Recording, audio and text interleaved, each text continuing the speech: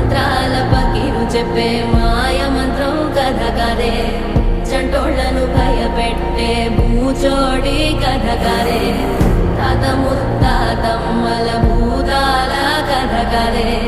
విక్రమాదిత్యుడు చెప్పిన వేదాళుడి కథ కదే దీపము నుండి దెయ్యం వచ్చే అల్లావుద్దీన్ కథ కాదే ఇది ముడత చర్మం ముసలి చెప్పే కథ